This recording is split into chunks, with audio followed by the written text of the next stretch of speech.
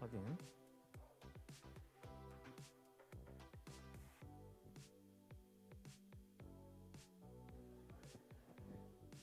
사회자 마이크입니다. 확인.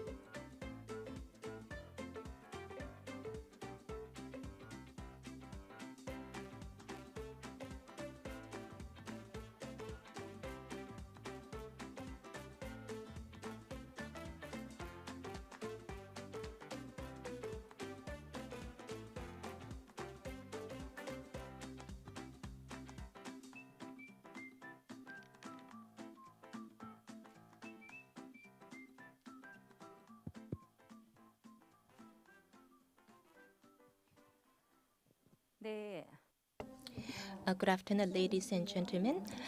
We would like to welcome everyone who's joining us online and offline to the International Forum on Work and Care Convergence, which is being held as a part of Seoul Gender Equality Promotion Week. Where we have people joining us online and offline, and we have people joining us from Korea as well as from other countries. So this is an hybrid international forum, and we're providing simultaneous interpretation into English and Korean. And if you need interpretation, please make sure that you have the receivers with you. And for those that are participating online, you may be able to watch today's program on Seoul Women and Family Foundation's YouTube channel. So, ladies and gentlemen, we will now begin the International Forum on Work and Care Convergence. My name is Chung, and I'm the director of the Policy Project Headquarters of Seoul Women, Family and Women's Foundation. Well, during this week of gender equality promotion, diverse events are being organized as part of Happy Mom and Dad project. And the forum is held to share best practices of balancing work and childcare in different countries to redefine work and life as well as care balance that had been compromised during the protracted COVID-19 lockdown. I hope that today's forum will be useful and productive for everyone who's joining us. And before we begin the forum in earnest, I would like to thank our participants, and let me introduce our distinguished guests. And I would like to ask you to welcome our participants with a round of applause. Well, the mayor, Se-un-oh, was supposed to join us, but due to his prior commitment, he has not been able to join us for the opening ceremony. However, we do have a video message sent by Kim Sun-soon, the head of the Women and Family Policy Affairs Office of SMG. So, ladies and gentlemen, please welcome political counselor Hans Christian Winkler from German Embassy in Korea. And we also have senior official Katrina Fotovat from the State Department of the United States. Or actually, she's still on her way to join us here in the forum, so I will introduce her later. And we have Mr. Miguel Plante-Perez, the Deputy Head of Mission from Switzerland. And we also have Professor Che Young from Chung University. He is a professor of social welfare. And we do have speakers joining us online. First, Dr. Adrienne Burgess, the CEO of Fatherhood Institute of the UK. So you see here on the screen. And we also have Dr. David McDonald from CCPA of Canada. Well, due to time difference, he's not able to join us live, but he has sent us a video of his presentation. I would like to thank everyone for joining us despite their very busy schedule. Now we will begin the opening ceremony of the International Forum on Work and Care Convergence. First, I would like to invite Chung, President of the Seoul Foundation of Women and Family, to give us an opening remark.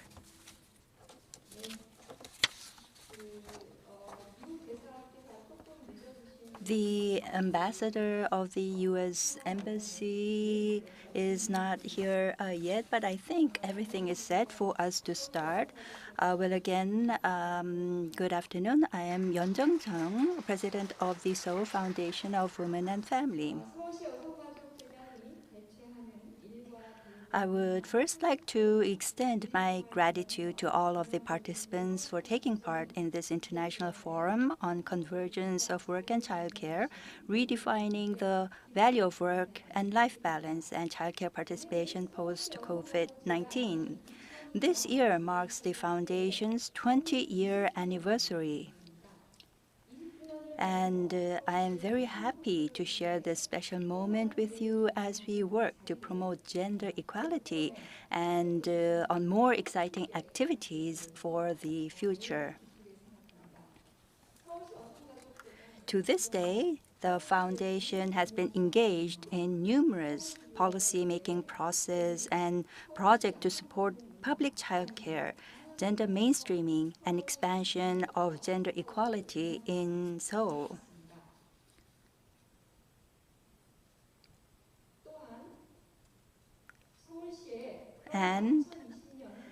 However, the virus outbreak in early 2020 and its ongoing impact has brought many changes worldwide, and thus is asking us to take a larger role.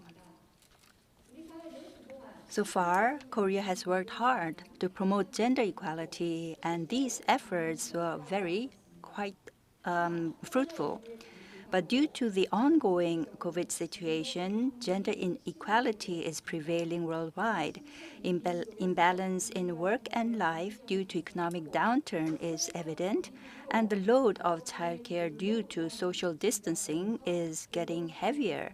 So it's about time, I believe, to redefine what childcare participation is, what it really is.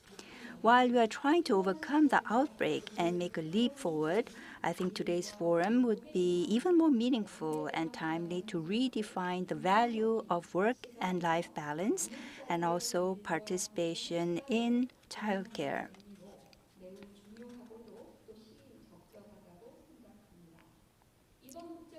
Today, we will listen to what other countries are experiencing, including Britain, Canada, and Switzerland, and what they are doing to cope with the current situation. So experts from different countries will be presenting their cases, and they will share their opinion.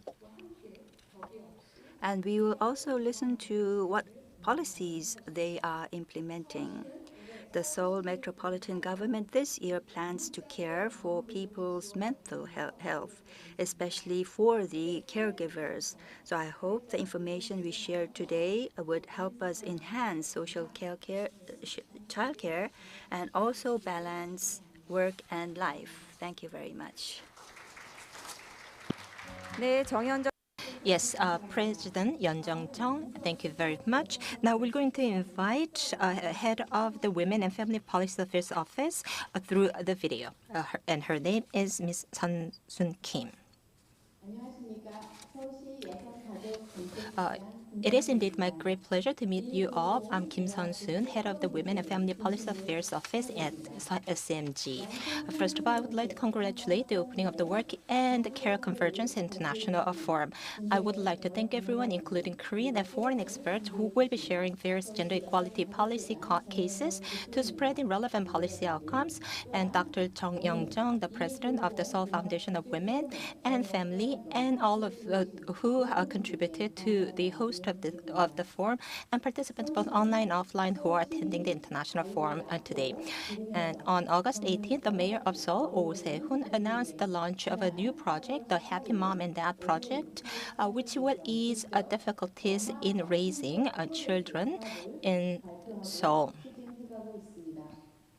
We have agonized over how parents can overcome their difficulties raising children, how we can help them when they go out there with their children, what we can do for mothers emotionally and physically exhausted from childbirth and raising children, and what kind of support we can provide for their work-life balance.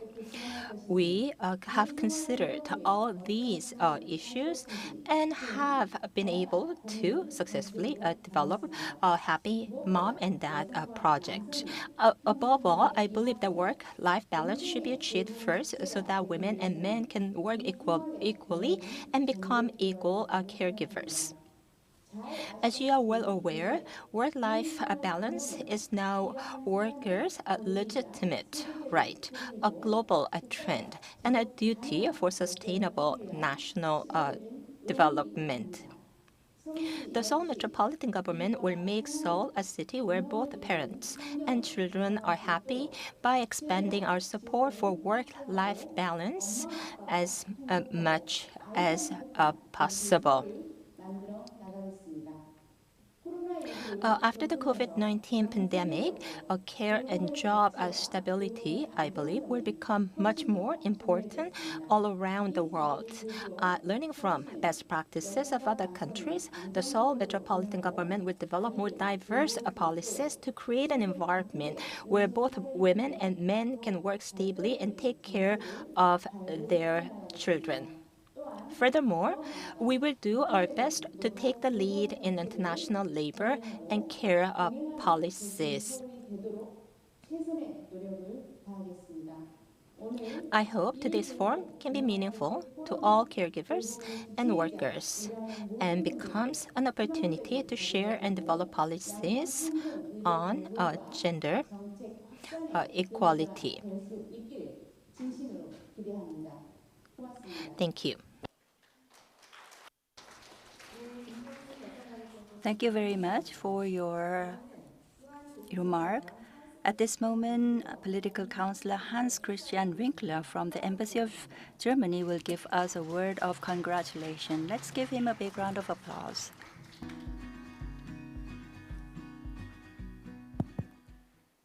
President, Excellencies, ladies, and some gentlemen. My name is Hans Christian Winkler. I'm representing the German mission here in Seoul. And it's a great honor for me and for us to be invited to this very, very important conference. Germany, like South Korea, had severe impacts, not only on the economic, social, and psychological life, but especially on the lives of families, of kids, of fathers, of mothers, during the COVID crisis, which is not over, which is just entering a different stage. Gender equality and gender justice are important fields for the German federal government. We all know how far we still have to go in many areas. And it became clear during the COVID crisis, the COVID situation, how affected families, mothers, kids, and fathers are from this very unique and special environment. It is important that we are on the right path together and do not lose sight of the goals during the pandemic and after the pandemic.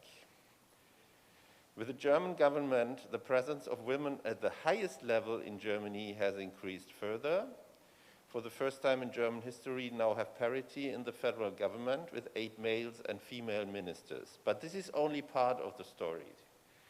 It is important that we take care for the top echelons of our government, society, and economy, but even more so for the everyday life of mothers, fathers, families, and kids. And there still is a long way to go, and the challenges are numerous. It is important that we really work towards real equality at all levels of society. We saw that some parts of society could cope quite well with lockdowns, with home office regulations, but in reality, especially those who are serving others, who are working on the gig economy, they really had huge challenges which are not resolved yet. It includes women and men being able to make an equally good living from their work and looking after those who need support together. It is important, for example, that our government has set itself the goal of further equalizing the employment of women and men, that 80%, this is our goal, of working mothers receive a living wage, and that every second father takes parental leave to look after the newborn child.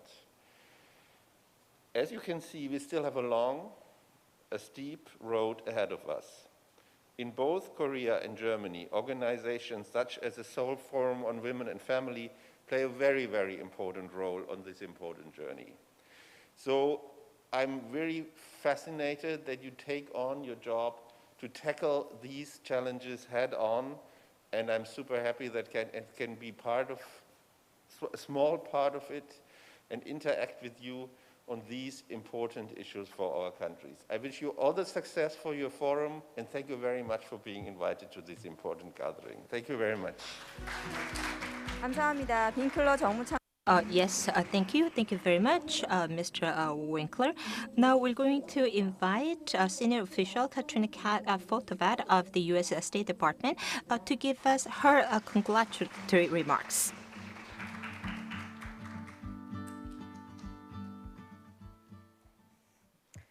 Good evening, good afternoon, many distinguished guests. It's such an honor to be here today. I want to thank the Seoul Foundation of Women and Families.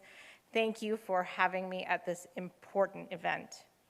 In October of 2021, the Biden-Harris administration issued the first ever national gender strategy to advance the empowerment of women, girls, and LGBTQI persons in all their diversity in the United States and around the world.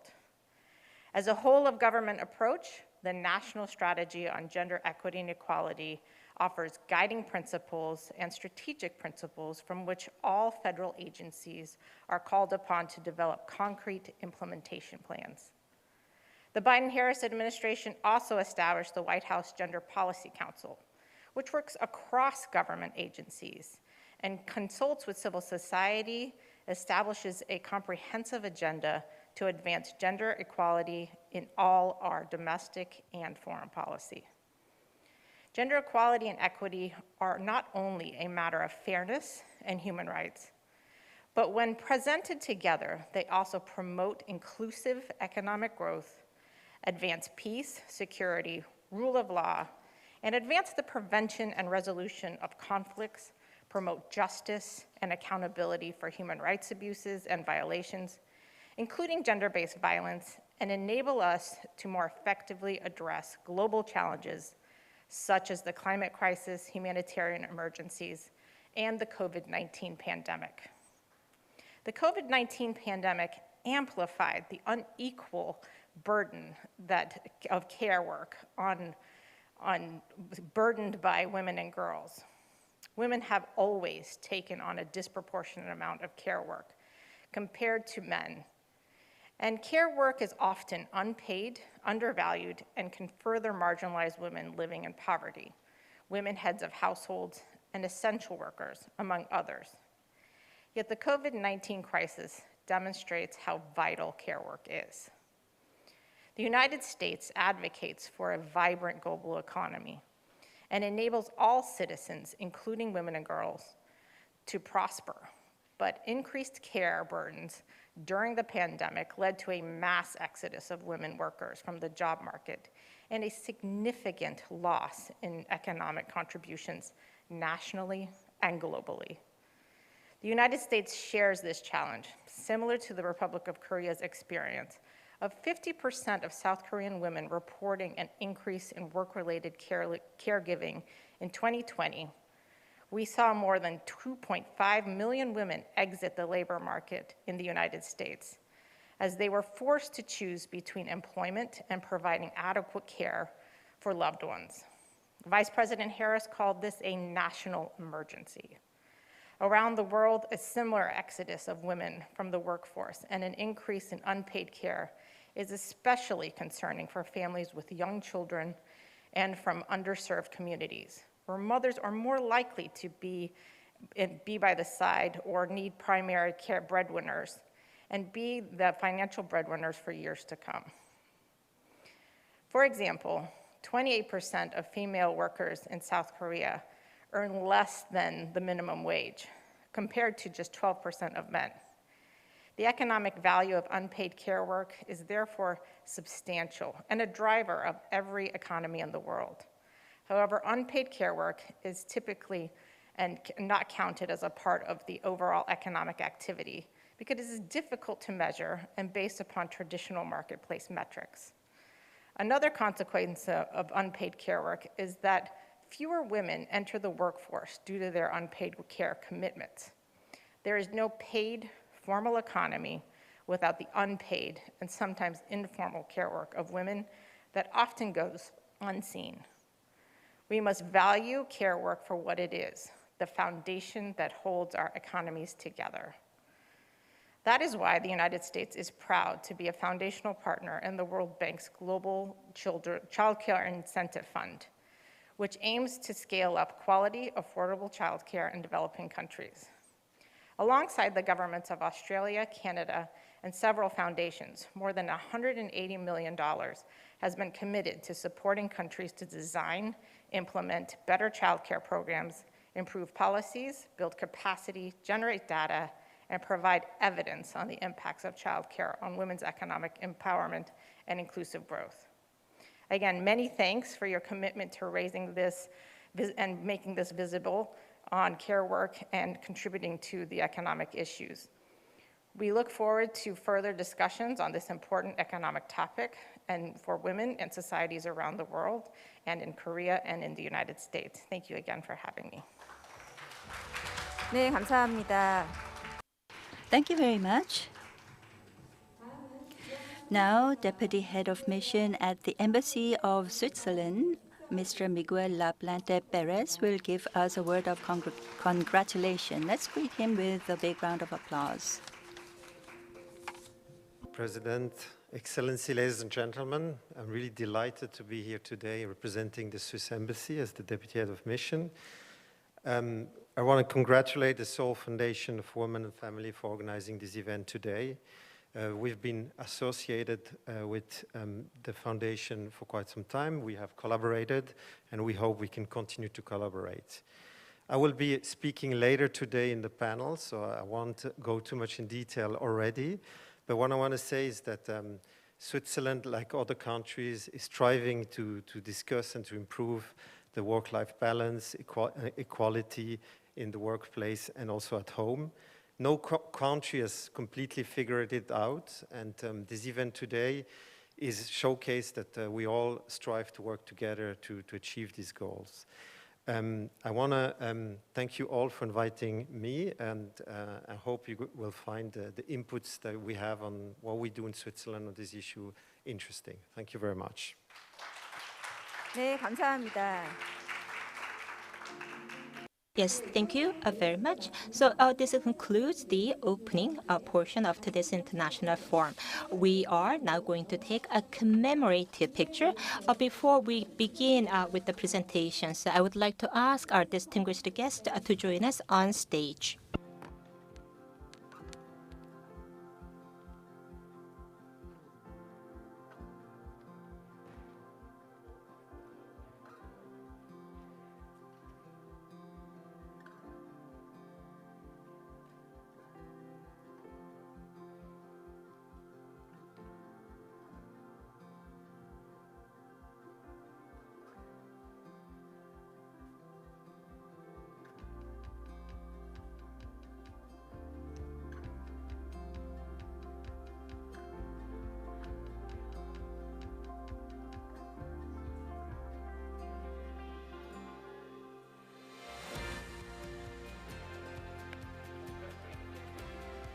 네, So, ladies and gentlemen, we'll begin with the presentations in about 5 minutes' time.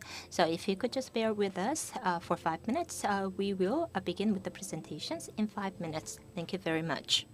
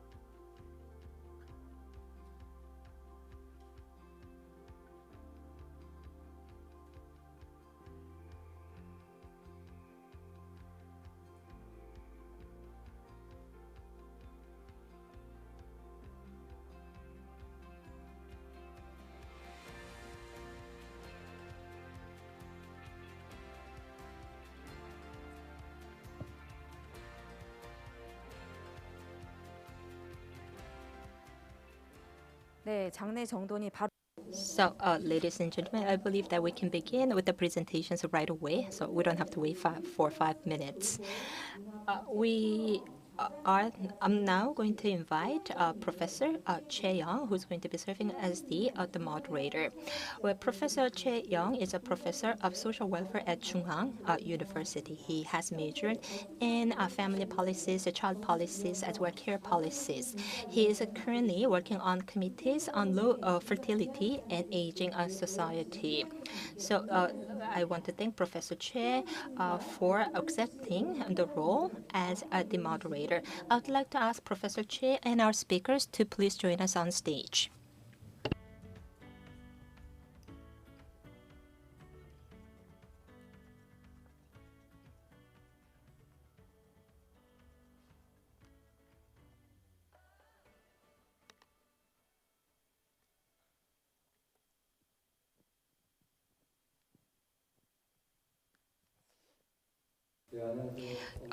Good afternoon. I am Professor Che Young from the Social Welfare Department of Chung University. I'll be serving as the moderator. I would like to thank the foundation for inviting me to this forum, and I want to thank all the people who are joining us online and offline. Well, due to a pandemic, we have all suffered. We have all experienced difficulties. And we are living in so-called post-COVID era. And we are trying to balance work and life, balance work and care. And I think it's very important that we redefine what that means, that having a balance between work and care. So through today's forum, we're going to be sharing experiences from several countries. And we have speakers from Korea, from Canada, as well as from the Switzerland. And so we'll be hearing excellent cases from these attending or participating countries. On behalf of Seoul, we are going to hear the presentation from Dr. Chung of the Seoul Foundation of Women and Family. 다시 한번 인사드리겠습니다. 저는 서울시 여성가족재단 대표 정. Thank you very much. I am YounChung from the Seoul Foundation of Women and Family. And once again, I would like to thank all of you for being with us in this international forum on convergence on work and care. Today, I'll be introducing Seoul Metropolitan Government's policy on promoting work and life balance, focusing on activities carried out by the Work-Life Balance Support Center. Korea has been grown and developed very quickly economically, but in terms of work-life balance index, our performance is not that good. So I believe that we have to work harder to improve this index.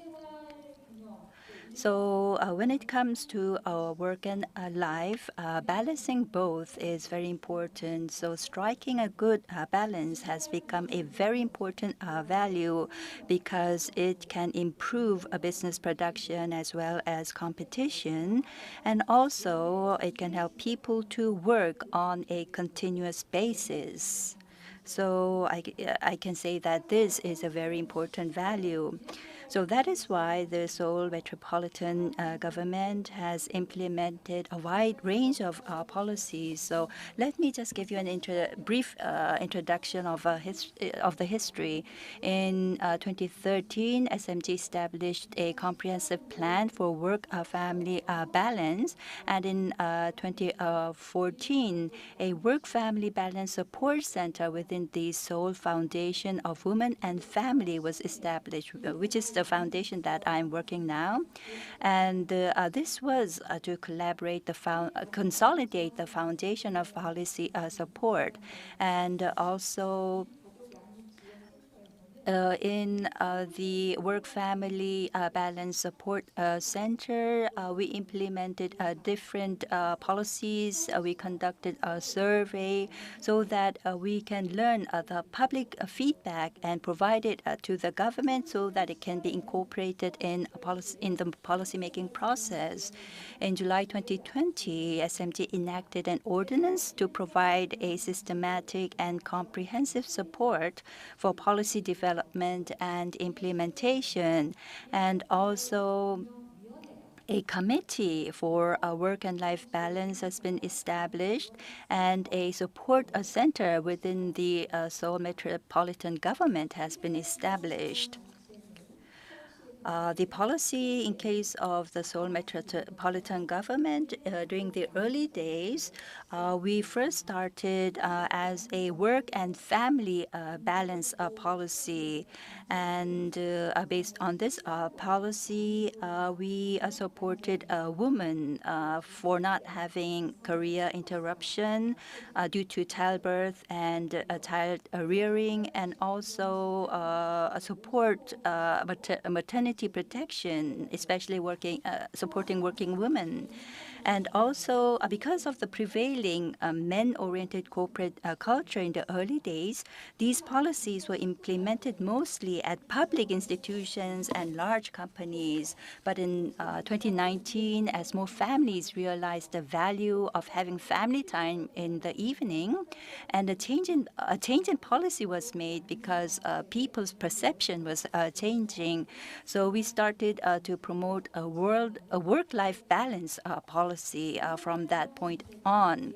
So this policy focused on providing more support to small and medium companies rather than to only large ones.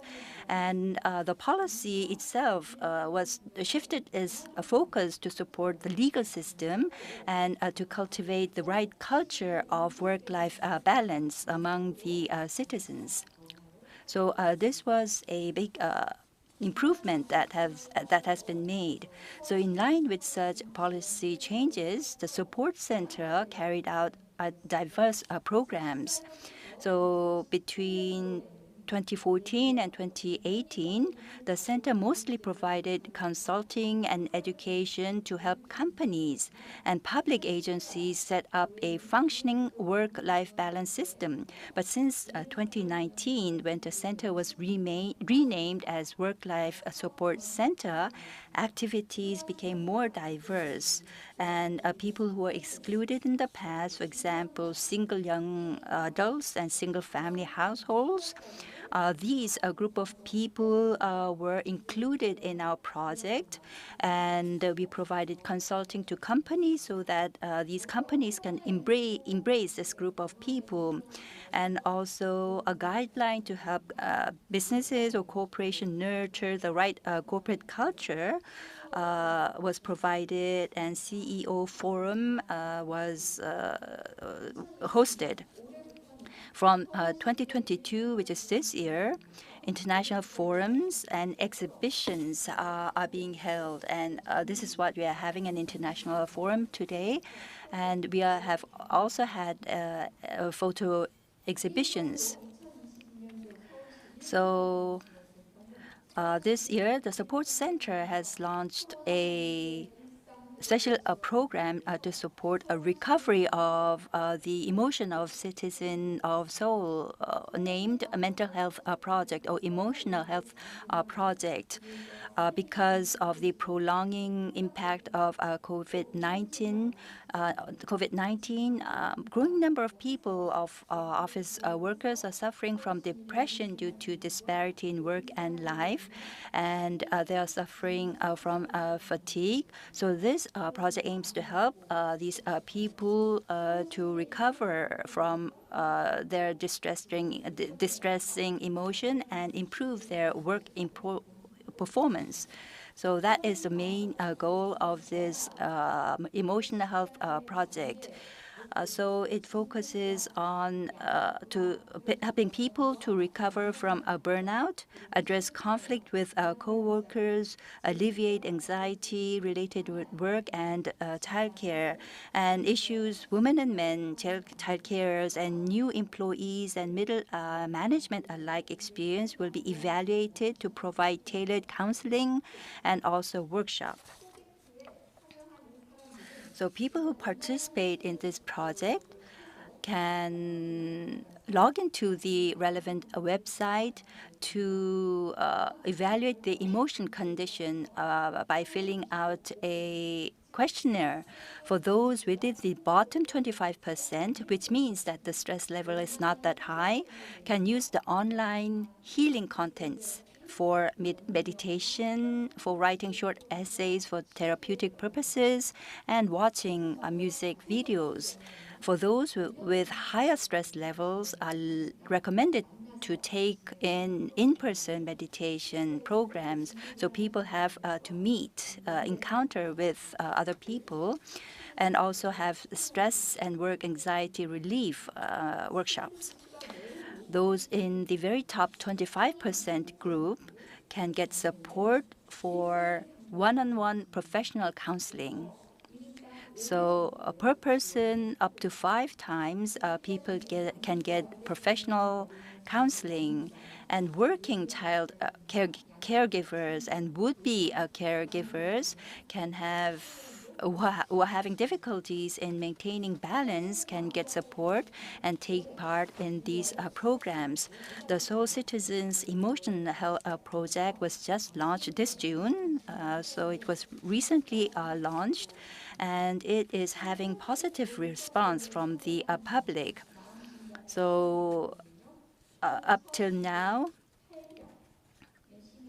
about 1,208 citizens have signed up, and 107 people have taken care in the healing contents, and 1,191 people have evaluated their emotional conditions. So a total of more than 2,000 people have signed up. And regarding the level of satisfaction, until now, the level of satisfaction for this program is quite good. People who have participated are saying that they have learned how to overcome and cope with a stressful situation. In the past, the score was 2.5, but now the point is 3.0. So that means there was a 120% improvement. And they are also saying that they have learned how to relieve their current stress, and also they are saying that they have learned how to avoid such stressful situation in the first place. And the work performance, they are saying, has improved, and that's why they are saying that they have high expectations for these programs. And they are saying that they understand how they can cater with their burnout situation. So these are the response that the citizens who have participated have made. So the Seoul government is, well, based on the survey published in December 2021, Seoul ranked first in terms of work-life balance index for 2020. So I can say this is a huge achievement. So considering these achievements, I believe that SMG can help the citizens improve their quality of life. And the government is planning to develop more projects and programs to improve the quality of life of the public. And our foundation will do our best to support these programs. Thank you for listening, and I would like to ask for your support and interest. Thank you very much. Thank you. 네, 정현정 대표님. So President Chung, thank you very much for that presentation. She has told us about some of the systems, some of the programs available at Seoul Metropolitan Government to ensure that there is work and life balance. And she has told us about about the programs to heal wounds and to help women and men as well to find peace at heart. And I hope that all these programs and projects bring better, good results for the citizens. Now we're going to invite Dr. Adrienne Burgess of the Fatherhood Institute of the United Kingdom. So we're going to hear about the case of the UK. 지금 줌으로 참여해 She is joining us via Zoom. Yes, I'm here.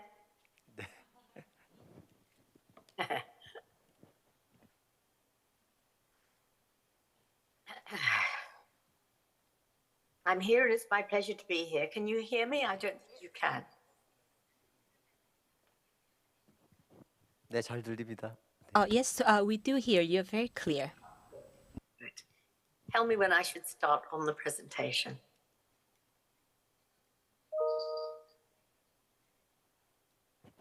네, 지금 Yes, please, can you begin with your presentation?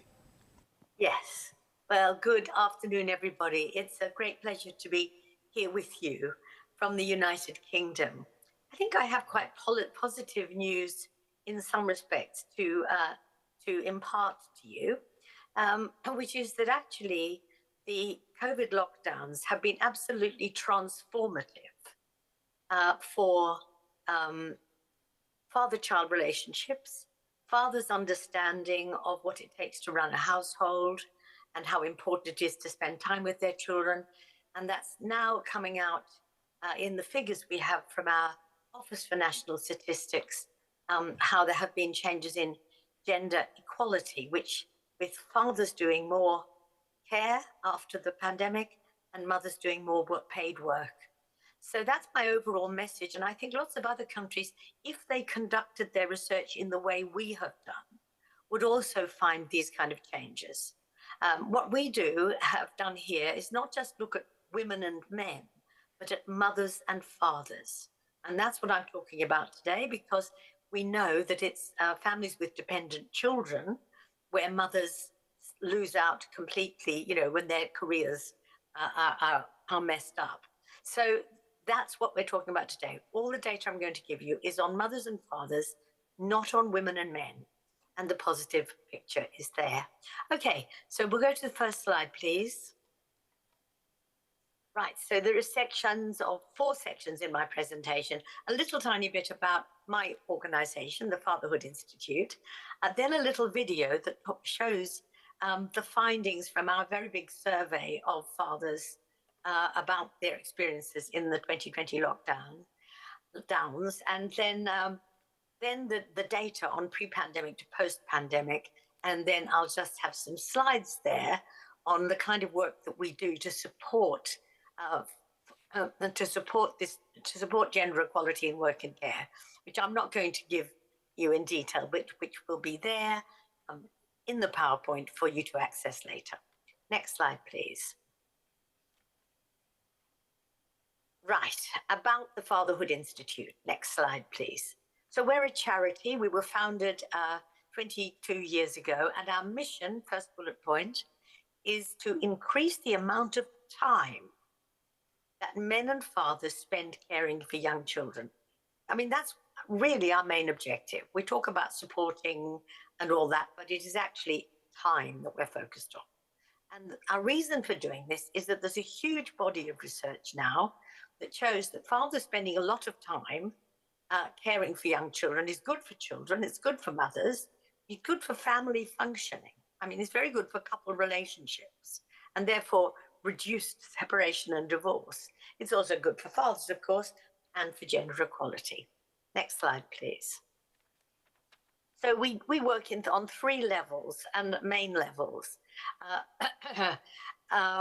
We lobby and work at high-level policy, policy at a high level with government and employers and with the local areas to develop policies that support fathers as caretakers. Most of their policies actually inhibit fathers' chances of being caretakers, work against it, exclude them. So we have to help them develop the policies that will turn this around. We also help develop, and this is very important, national guidelines that require engagement with fathers. So in maternity services, to require midwives to meet with and talk with fathers as well as mothers. It's much better for family health when they do that. And similarly, early years settings, schools, social work. So we work on the national guidelines and also then on evaluating, monitoring and evaluating them is key. Next slide, please. So what do we do in practice? Well, I'd call that's the top level, you see, of what we do. Then we work on the ground. So we work to motivate and support managers to design the service to enable the workers to include fathers. So that might be thinking about how much time they need with the family to talk to both parents and so on. Next bullet point, please. And we train and support the practitioners to develop the confidence and skills and strategies to engage effectively with fathers in families. I mean, women can, most of the workforce is women, and they can do this brilliantly. If they've got good skills with mothers, they normally would have good skills with fathers. They're just scared and they don't feel confident. And once we unlock that, they're far more welcoming and supportive of the couple. Third bullet point, please. We also train these people to run parenting interventions, hopefully that engage fathers where possible alongside mothers. And fourth, no, I think we're on the next slide now. Next slide, please. Underpinning everything we do are our research summaries. These are used all over the world. We summarize the UK research, but international reviews with recommendations for research policy and practice. We also do some quantitative and qualitative research. And one of the reports that we've done, I'm going to quote today, Lockdown Fatherhood, The Untold Story, had, we interviewed nearly 2,000 fathers in a balanced sample to find out what had been going on. Next slide, please. So what happened to father-child relationships during the pandemic? Now there might be a slight change while you go over to watch the little video that summarizes our findings from the Lockdown Fathers research.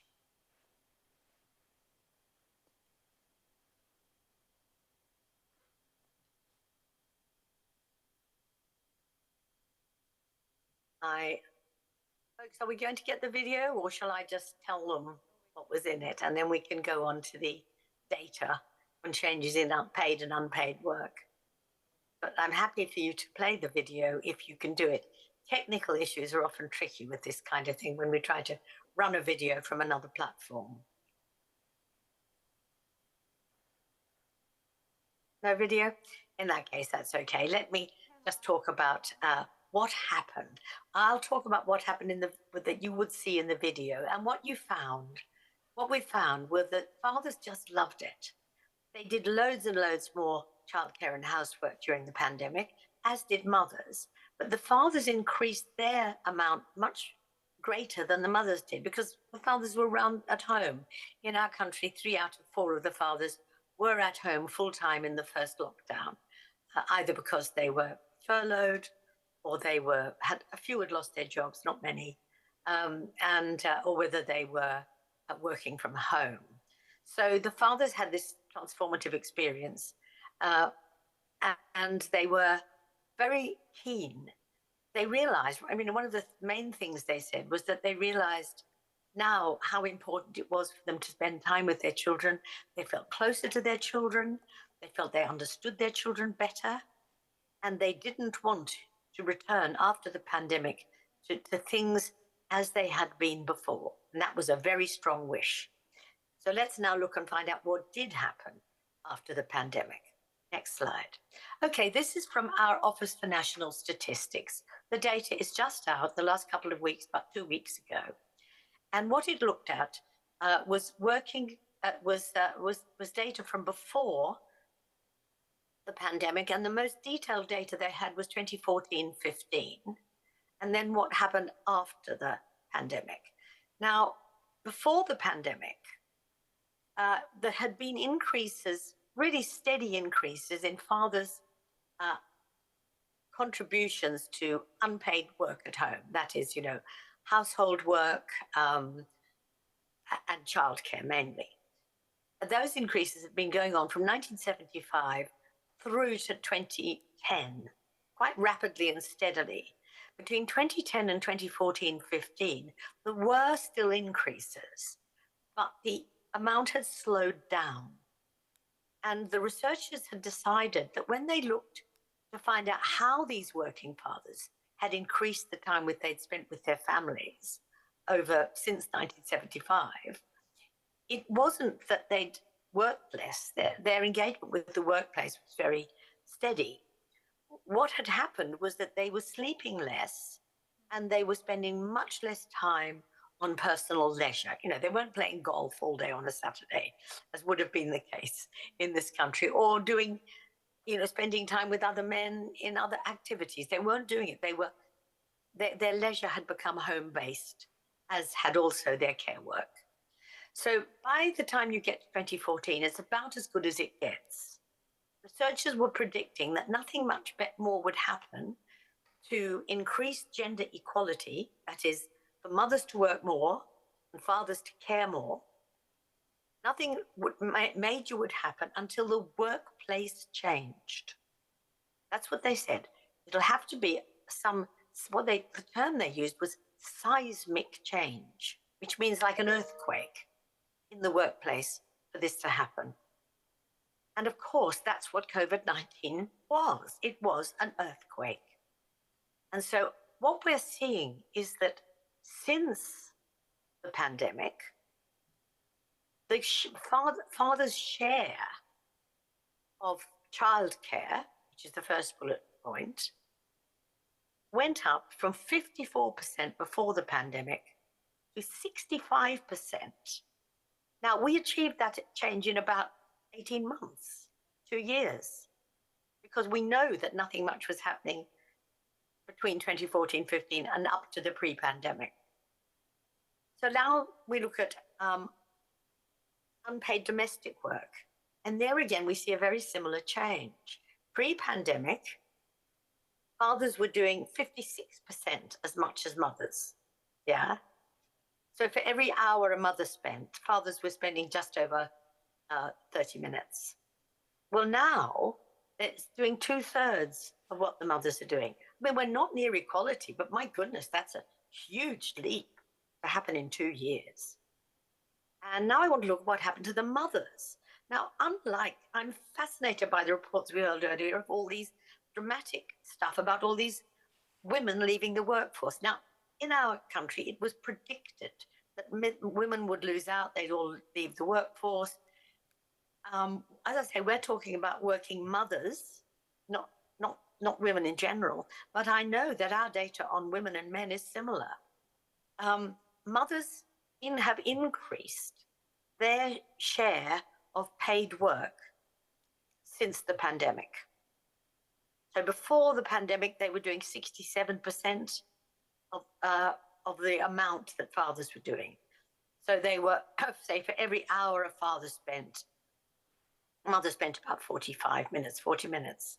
Well, it's now, lower than that, 35 minutes. Well, it's now up to 75%, which means that for every hour a father works, a mother works 45 minutes. It's getting there. And then the other thing from this important slide, what we had before the pandemic, and is usually not counted by statisticians, is time spent on travel. Time spent on travel for working fathers has always been a lot more than was spent by working mothers. Part of the way gender inequality works is that mothers start to work closer to home after they have children, and that restricts their job opportunities, and they often work at lower levels of skills than they actually could do. So what we had pre-pandemic was that mothers were traveling for every all the time fathers spent on traveling, mothers were traveling for 67% of that time. It's a lot less if you count the father's time as 100%. Well, now it's gone up. The mothers have gone up.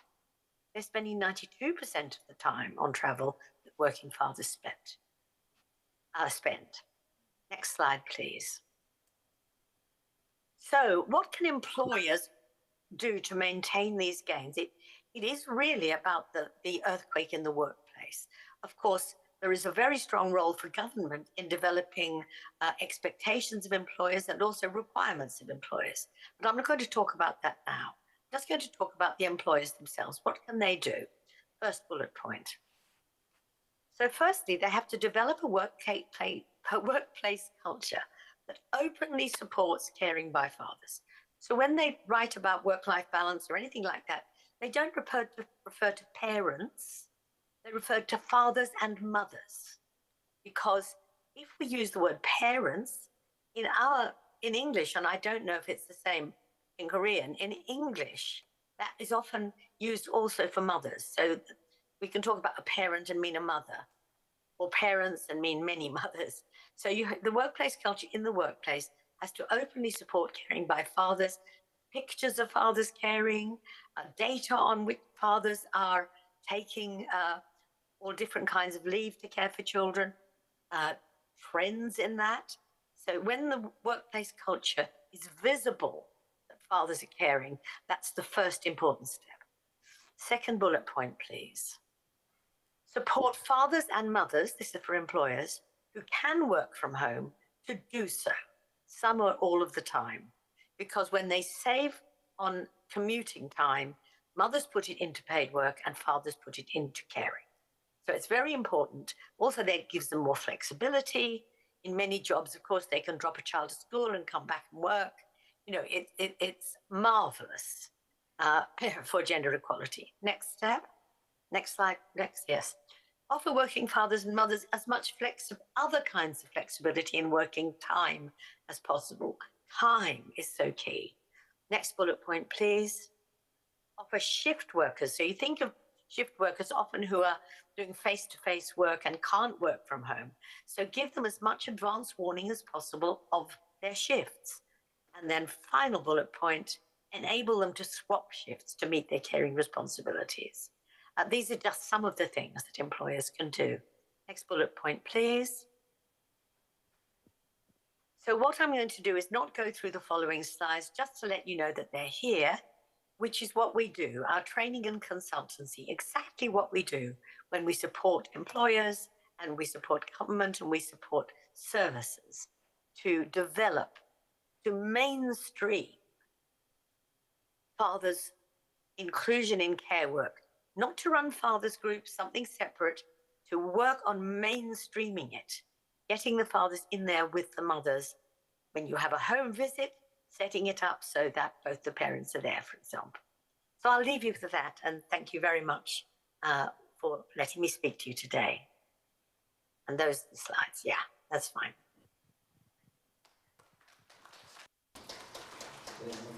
Thank you very much for your presentation. Well, I believe that we learned very much new things. We learned that the role of fathers are very important when it comes to childcare, and especially when it comes to fathers. If they spend more time with their children, it will be very beneficial for the children in terms of education and in terms of their emotional care. So I believe that COVID-19 is not necessarily bad for all of us, because we are experiencing something new that we haven't experienced in the past. And also, we have a report that fathers are spending more time with their children. So I believe that companies have to develop a system to provide fathers with more parental leave or enable them to work in flexible hours. So I think we have to work in this. So your presentation was very interesting, and thank you very much. So let's move on to the next presentation. The next presentation will be from Canada. David McDonald, Senior Economist from a Canadian Centre for Policy Alternative, will talk about the Canadian childcare plan. But currently, Canada's time is 4:30 a.m. So he was able to participate real time, but instead he made a video for us. So we will turn on the video and listen to his presentation. Great. Well, thanks so much for the invitation to be here with you today. I'm sorry I couldn't be there actually live. It's a bit early here in Ottawa, Canada, where I'm located. Let me introduce myself, though. My name is David McDonald. I work for a research institute called the Canadian Centre for Policy Alternatives. And over the past 8 years, I have been conducting an annual childcare fee survey in Canada, which is to say we call up about half, or the coverage rate is about half of all childcare in Canada, and ask them what their fees are, and a variety of other ancillary questions to find the state of childcare in Canada. Our last annual survey covered 37 Canadian cities, and the goal here is to look at the impact of fees and what parents are paying in fees. This is one part of childcare, the affordability aspect of childcare. It is certainly not the entirety of childcare, which would also include quality, availability, and accessibility. I don't look at those other aspects in great detail, although they are certainly important parts of any childcare system. Childcare in Canada is generally available for children under the age of 4 or 5 prior to their entering the public school system here. The structure of childcare is dictated provincially, which is to say not at the national level, but at the sub-national level. It is considered education, and so those policies are set at the provincial level, as education is considered provincial domain and not federal domain. The general types of care that you'll find in Canada are center-based care, which is care provided in a commercial setting. So this is not in a private household, but it'd be provided in some sort of other setting. This type of care is almost always licensed in Canada, which is to say it is directly regulated and supervised and inspected by provincial governments to ensure a high quality standard. These types of center-based care, it can be private for profit or it can be non-profit, and the distribution of those will differ by city and provincial policies. And the other type of care is family care, which is to say childcare provided in people's homes, in private households. This type of care can be licensed, which is to say it can be part of a provincial system where inspections are part of that process, but it doesn't have to be. So family care can be provided by people without a license if they wish. They're still required to abide by the general regulations, but there is no provincial inspection of family care in some cases if those areas are unlicensed. Broadly in Canada, there's 3 age groups that are observed in most provinces. There's an infant age category, which is up to about 12 months to 18 months in age.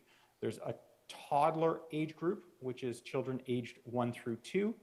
And then there's a preschooler age group for children aged 3 to school age, at which point they would go to school at least for part of the day.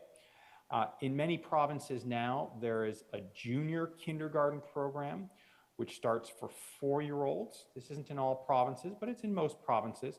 And this is provided through the public school system, which is to say it is not at the cost of parents, it is at the cost of the state. And this has expanded over the last 10 or 15 years where these junior kindergarten programs have become more common. In the case where children go to junior or senior kindergarten, it is quite common for the public school programs to be relatively short compared to the workday, which is to say they often end in the middle of the afternoon, which means that parents, if they are working a standard 9 a.m. to 5 p.m. day, would have to engage some sort of after-school care at their cost, although because the after-school care isn't for as long, it doesn't cost as much as, say, a full-day program. The other thing to note for these different age groups is that they're separated by age in this way, in that different staff-to-child ratios are required. and therefore different fees are generally charged for each one of these groups. As the children get older, the fees become smaller. As the children are younger, the fees can be quite high. Now, prior to 2001, as I mentioned earlier, each one of the provinces set their own policies for how childcare fees were set in Canada. So in 4 of our provinces, out of 10 provinces, we had a set fee system, which is to say that the province would set a maximum fee for a center or for a family space and would make up the difference to providers through an operational grant. And so the childcare providers would receive a certain amount from the government, but in trade, they would only charge parents a much lower rate, far below what is required to actually run the space.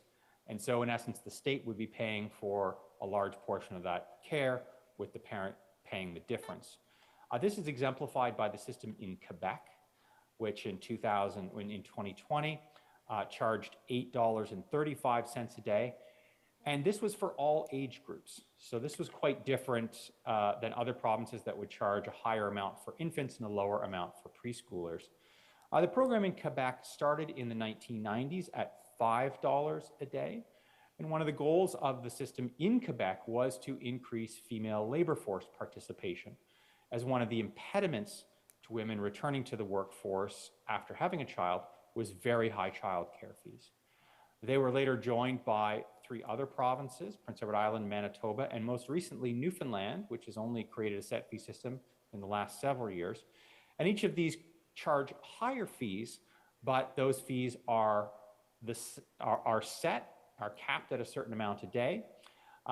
And in these other provinces, though, there are different fees for different age groups, in contrast to Quebec, where it's all the same fee. Now, all the centers and family childcare settings in these provinces do not have to charge this low fee. They aren't mandated to be part of this system. They can choose to be part of the system, or they can choose to not be part of the system. If they are not part of the system, then they will charge whatever they want, but they don't receive the same support from the government.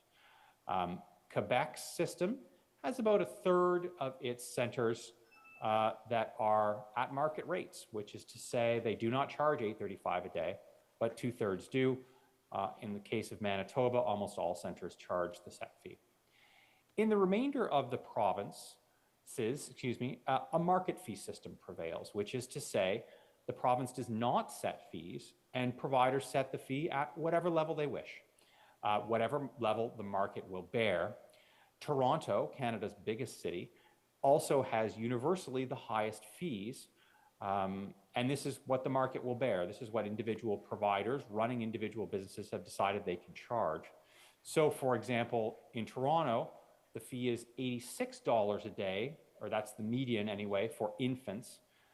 Contrast that to Montreal, which is one of the cities in Quebec, at $8.35 a day, and you can just see the massive difference between what parents pay depending on which city they are located in, at least prior to 2021.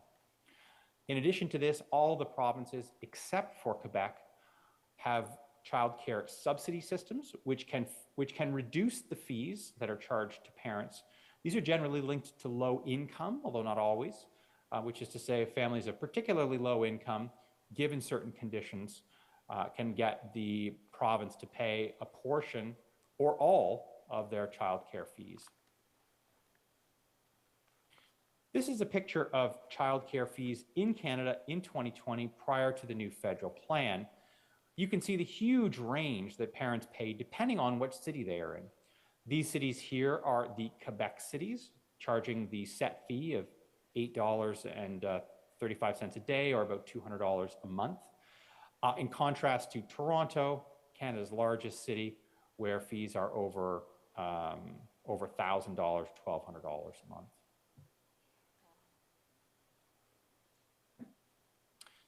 Now, it's important to point out that this is the system prior to the April 2021 federal budget.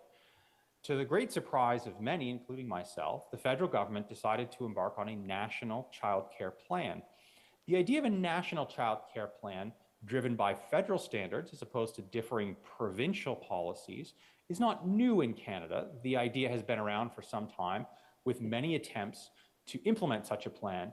Unfortunately, none had been successful. The most recent attempt at a national child care plan was in 2006, although that plan was in the end rejected due to an election. In April 2021, the federal government presented in its federal budget the biggest plan to date in terms of funding for a national child care plan. And what was interesting and quite different about the 2021 plan was that it focused very clearly on fees and not space creation. Previous plans were very focused on space creation and were unsuccessful.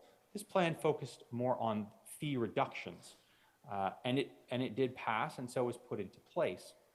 The two main goals of this plan were a 50% reduction in fees by the end of 2022, this year, so by December of this year, and then moving down to an average of $10 a day for fees by the year 2025, so 3 years from now.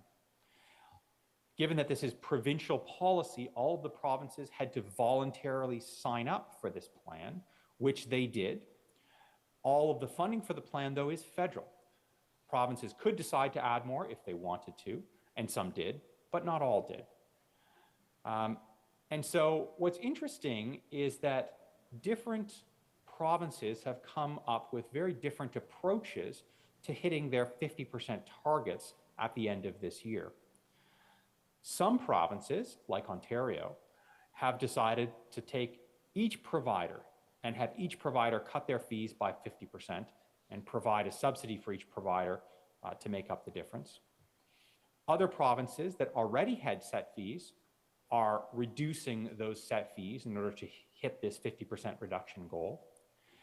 Most provinces, though, are actually providing a set amount every month to providers that differs based on age group in order to reduce fees. So every child, for instance, would receive, or the center rather would receive, say $300 or $400 a month in order to reduce fees. That is the most common approach. We will see at the end of 2022 whether the provinces actually hit their target of a 50% reduction. Now, this plan is well underway, but it is certainly not finished. So we are several years before completion, and there are great challenges ahead in terms of substantial reductions in child care fees. The big challenges ahead are the following. The first is that given substantially reduced fees, there will be a dramatic increase in demand for these spaces. This is certainly what Quebec saw when it introduced its low $5 a day child care fee system in the 1990s. The concern at this point is that there is not the capacity at present to accommodate new students and new parents seeking these lower fees. If the system cannot expand rapidly to accommodate demand, this will result in long wait lists. And so the issue, unfortunately, is that this might be a very affordable system with much lower fees, but it may not be accessible because there may be long wait lists and it may be difficult to get into those centers. The biggest issue here, frankly, is a workforce issue, which is to say there are insufficient early childhood educators to staff spaces, even if those spaces were to be constructed rapidly. Low pay and high turnover have plagued the child care sector because these aren't because they aren't particularly high-paying jobs. The number of students that graduate into this profession and only work for several years before moving on to something else is quite high. And so one of the great challenges over the coming years will be to retain new students who are interested in working in the sector, but are unwilling to work in the sector for any length of time because the pay is so low. One of the second concerns is who will build and who will own new spaces. So there's a clear need to construct new childcare spaces in a capital sense, to construct them, to renovate spaces, to build new spaces, and so on. Oftentimes, for-profit private providers are better placed and have stronger incentives to be the ones to build these new spaces. Unfortunately, they are also the ones that often charge higher fees, which may mean a higher cost system for governments if that is how the system does expand. And the third concern is, what will average $10 a day mean? It seems fairly clear that most parents believe that this means that they will pay $10 a day come 2025. However, given the variety of approaches that we've already seen employed by the provinces, it may well be that provincially on average, the average cost is $10 a day, but parents in one city pay $15 a day and parents in another city pay $5 a day, which might average out to $10 a day. And it does appear at this point that several provinces are pursuing an approach that may mean that people are not universally paying $10 a day. It is not a set fee system, but rather market fees are maintained, except that they happen to average out to $10 a day. So thank you very much for your time, and I look forward now to your questions. 네, 데이비드 박사님 감사합니다. Thank you very much for that presentation. I believe one of the important services that can be provided by the government for the balance of work and care is child care. And so we heard about child care service made available in Canada. And it seems that the fees, according to the presentation, that there's a difference in terms of fees in different cities and provinces in Canada. Well, thank you for that presentation. Now we're going to listen to the last presentation. And our Deputy Head of Mission, Mr. Miguel Plante-Perez, is going to talk to us about the Swiss case, please. Thank you very much. And I want to just congratulate President Chung, Professor Burgess, Mr. MacDonald for the expertise they're bringing on board. I mean, it's a very interesting perspective. I must say before I start that I'm not an expert of this issue. I've been asked to bring the Swiss perspective on work-life balance post-COVID. But before I start, I want to share that I have some personal experience on this issue. I mean, I'm also a father of 3. Me and my spouse, we're both working full-time. So I must say, when COVID came up, there was some excitement to be home and to be with the kids and contribute to their education. But I will say it was like a marathon. You know, when you start a marathon, you have the excitement, but then it's still a marathon. And it was really very challenging to deal with that at all without support caregivers. The other thing which I want to share, also my personal experience, is before coming here to Korea, I was actually representing Switzerland at the International Labour Organization and the World Health Organization. I think both organizations who are very relevant to the discussion today. And I think the finding of the WHO, while they focused a lot on health outcome, what they need to focus very much now is what's the outcome of the health measures to the social impact and also economic impact, and a gender-sensitive approach. But also the International Labour Organization, I must say, is still focusing on paid work and maybe much less on unpaid work, but which is still work. And I think that's what I'm taking, and that's what the discussion previously made me think. So I will just start, and I will just speak about 3 things. First, what we think, what is our analysis of post-COVID in general. Then I will bring you some inputs from my country, and then I will also explain what my employer is doing on this topic. So starting with the COVID-19 crisis, our analysis is that it disproportionately affected women. So there was an increase of care work, which predominantly is done by women. There was also, we have to mention, an increase of gender-based violence, also increase in risk of job and income loss. So a lot of people have been talking about the recession that followed COVID-19 as a she-cession, but I think we have to speak about a mom session, because women work losses were driven in large part by the outcomes of women specifically.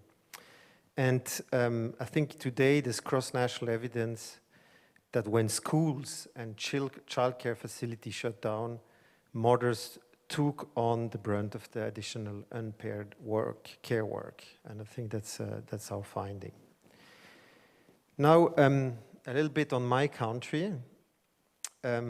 First of all, Switzerland may be number 3 in the happiness index 2021, but we're still middle, or maybe middle up of the pack in terms of gender balance, gender equality. So we still have a lot of work to do. But I just want to share you a little bit, a few graphs that shows that we are actually, in terms of equality, we think we are on track, although it might be, at least on paper, I would say. So first of all, this statistic that shows basically employees working from home. And in Switzerland, you have this big shift that many countries have seen, but then also the shift in return. And the question is, how much is this shift in return going to be? Are we going to go back to about 20%, or is that going to last? And I think the question is still up in the air. Then also, what we've seen is that men find it more easily than women to reconcile work and family life. I think that's also important, and that's also the finding that we found, is that when the work went away from caregiver back to the family after COVID, the brunt of this work was taken on by women. But then also, I think that's also one aspect that defines Switzerland. I think that's also interesting that that's a point that hasn't been discussed so much before, is that one development that we've seen in Switzerland for the past year is the development of part-time work. And I will speak a little bit about this. So for Switzerland, the elements that contribute to a positive work-life balance is what we believe the efficient labor system, which ensures there's a legal minimum of 4 weeks of paid holiday, plus individual holidays, that there's a wide range of childcare services, I also mentioned before from Canada, and then there's flexibility in the workplace and increasing of part-time employment rate. And I think that's something that might be a little bit lesser known in Korea and other places. So what is part-time work? That means every work where the percentage is less than 100%, less than 90% even. And we've seen that in the beginning, this option has been offered by a lot of employers in Switzerland, like 80%. In the beginning, it was mainly women who took advantage for it. But now we see a big trend of men, even people in very key position taking on 80% work. And then there's another development that we've seen in Switzerland, which is job sharing. And that means 2 people, and it doesn't necessarily need to be a couple, share one position. So there's only one job description, and these 2 people basically share this job, which of course allows also much more flexibility and what we believe is a better work-life balance. So so you can see also some other graphs which I believe are positive, that the gender pay gap is declining in Switzerland, although it remains significant.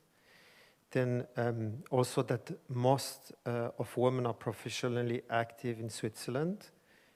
And of course also a lot are benefiting from this part-time employment. And yes, this is also the statistic that most women in Switzerland work part-time actually. And then also that I think that's also important to show is that there's a highest satisfaction if both mother and father participate in childcare. So now a few words about how COVID affected Switzerland. We had 2 things I want to talk about. First is the lockdown. I know that here in Korea you didn't really have a full lockdown, but I mentioned in my own experience to suddenly find yourself with your kids at home and both having a few full-time employment. But I think that's what had the most impact is the school closures. However, they remained relatively short in Switzerland. Then the home office, which had a positive impact because it ensured that the employments were secure. And we saw that this affected people very differently, but not necessarily on the gender aspect, more on the income level, actually. So a lot of more low-paid work, they couldn't work from home. They had to continue to do the job just for society to be able to continue to work. And finally, that the man's workload often remained untouched, whereas the woman had to adapt to the needs of the family. Now, a few words about on national level. The Federal Council is working on gender issues. We have adopted 2030 gender equality strategy, and it means that the Office for Gender Equality leads now the action to promote more gender equality, and that includes a reconciliation of work and family, expansion of parental care, family-friendly working hours, and also improvement of statistical data, which I believe also is very important. Now, a few words about my employer, because I think everybody has an employer, and it's very important that your employer understands these issues. So the federal administration tries to support the employees' work-life balance, and in multiple ways, but one most important is the mobile working methods, such as home office, but also mobile office. I think that's also an innovation that came a little bit post-COVID and became much more common. Flexible working time models. I think flexibility here is a key word, especially if you have children. Just before joining this meeting, I had a child school parent conference with the school. So sometimes digital can help you still engage, and that's, you need flexibility to be able to do that. Then also financial support of supplementary childcare and paternity leave. And now specifically on the Department of Foreign Affairs, we have guidelines on the use of flexible and mobile working hours. We have every vacancy in the departments that is advertised as 100 or 80%, so part-time. Every job can be done at part-time. Then also we're trying to increase job sharing and co-management. So also, you know, there's it means a different structure, that sometimes the head or the leadership position can be shared with two people.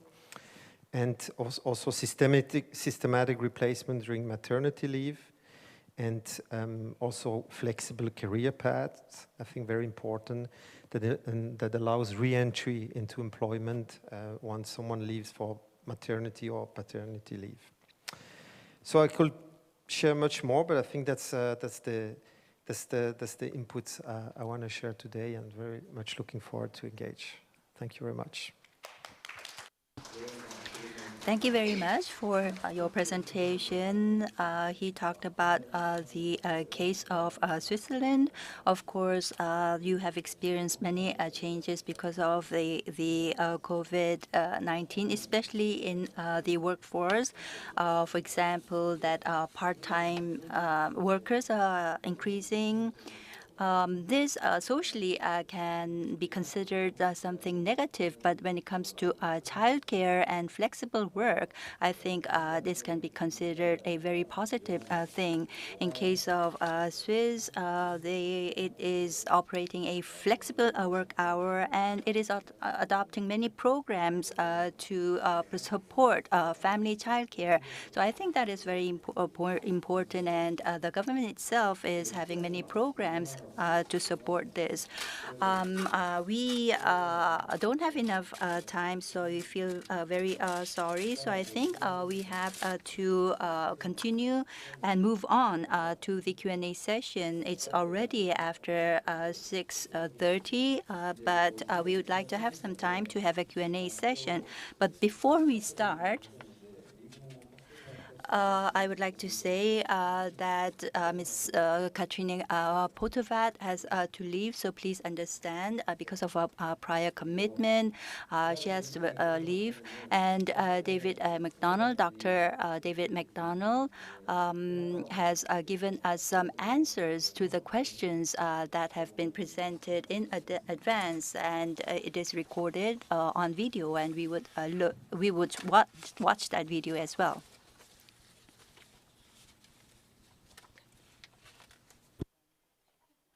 네, 우선 그 스위스 Yes, we have participants from Swiss, Germany, and the UK. So let's listen to their answers first.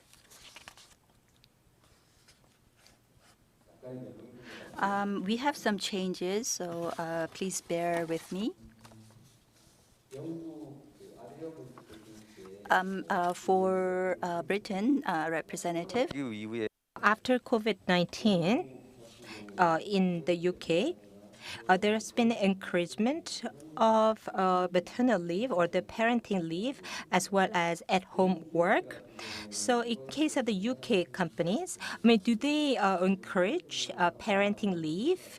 And so even if a mom and dad work at home, would it still be able to balance between work and childcare? So is there some sort of a support available from the UK government to allow for work and childcare both at home? No. Can you hear me? Yes. Yes, great. Okay, no, basically. What's happened is that the workers have decided they want to work from home. We have a very tight labour market. Employers have been trying to get workers to go back to the office. Some employers have been delighted that they can increase working from home because they can hire from a wider pool of people, not just geographically, and there are other benefits, I believe, as well. So what's happened is that home working is now at 37% for fathers, 27% or similar for mothers, and before the lockdown, it was like 6% and 4% or something. I haven't got those figures completely right, but very, very tiny. And the people who are working from home, it's just massive. And so it's that's made the savings because commuting times in the UK are very long. And so that's what's made the saving in time. And it hasn't been that I don't know what policies because they're not published. We haven't had any mapping of what has happened in terms of individual employers. We just know if we look at the data on home working how huge it is, and therefore employers must be accommodating it. And in my view, once they start to accommodate home working, they start to be a bit more flexible in other ways as well for those who are coming in, to the office. So we have a hybrid model with some home working and some in most employers, but we don't really have the final data on that right now. The government has been doing absolutely nothing to help. We have a Conservative government who don't believe in state intervention, and we also have a government that is in the middle of a crisis. It has sacked the Prime Minister. There's been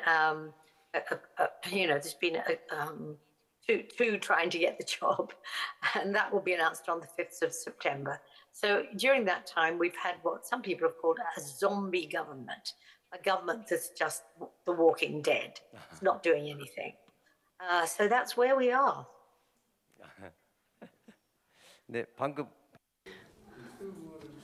Yes, we have some additional question from the chatting box. So I would like to ask some additional questions. You said that traveling time for women has increased. What about men? Are men traveling the same hours, or are they traveling more hours? Because if they are working at home, their traveling time may reduce, especially for men. So what is the situation in UK? Can you answer this question? Yes, the proportion of travel relative to fathers that mothers undertake, the percentage, It used to be that for every hour of traveling of a father, a mother was about half an hour, something like that, or a bit more than that. And now for every hour that a father travels, 92%, mothers travel 92% of that. So I haven't worked that out. It's probably about 50 minutes. But that doesn't mean that travel time has gone up. In fact, for both mothers and fathers, travel time has gone down dramatically. And that's how they found the extra time. They found extra time through reductions in travel on average. And so what has happened is that the fathers have increased their work time by 7%, so hardly at all. And they put all the extra travel time they've gained, which is lots of it, into housework and childcare.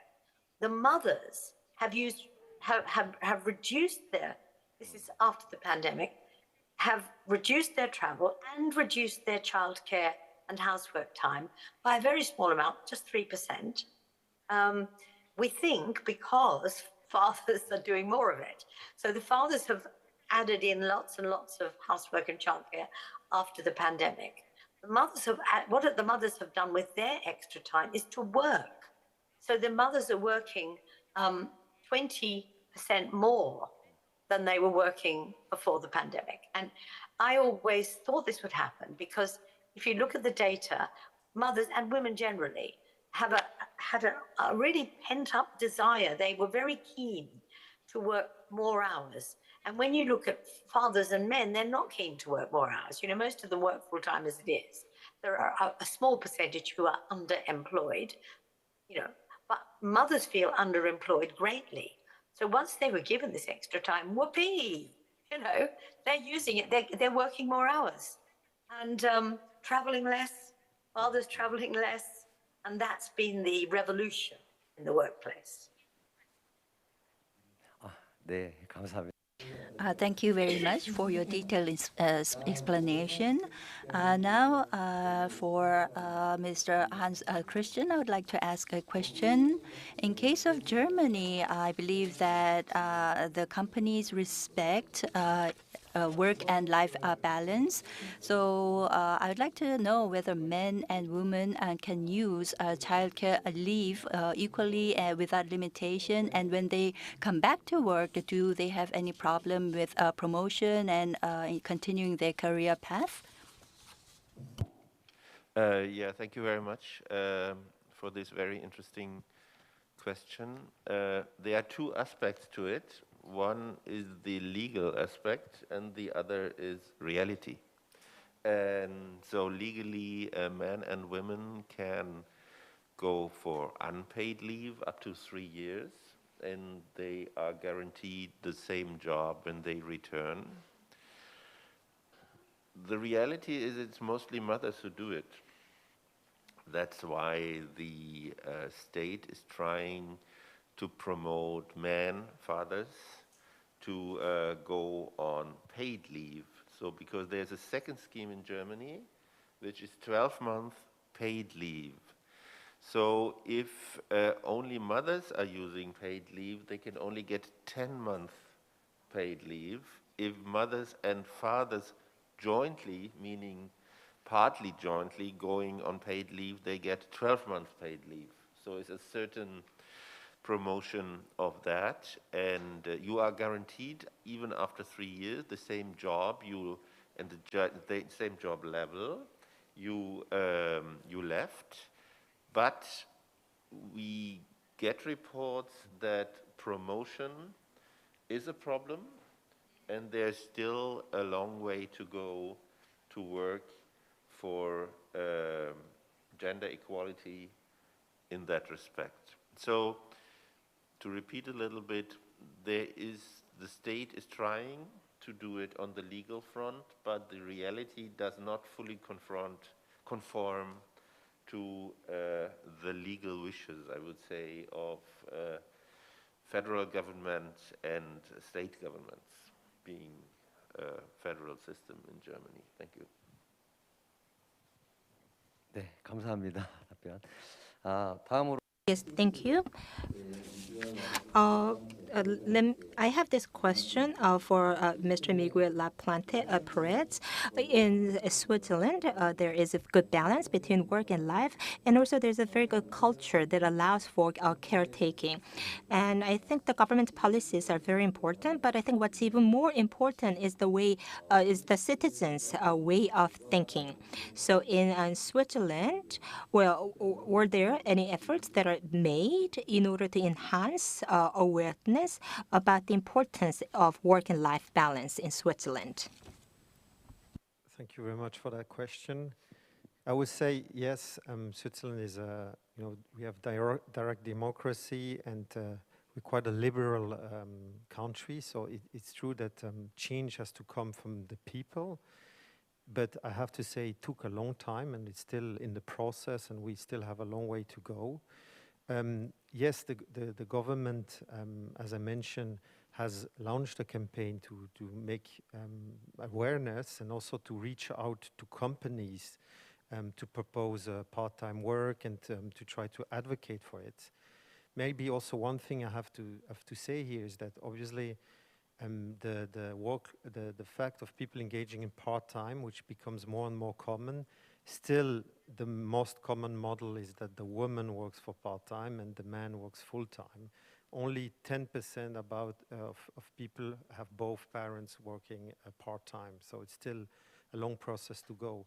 But there's few elements. I mean, it's also a lifetime choice. It means that you earn a little bit less, so you have to make sure that you still earn enough, and maybe also consume a little bit less. So it's a trade-off between money and time, and I think that's an important aspect to consider.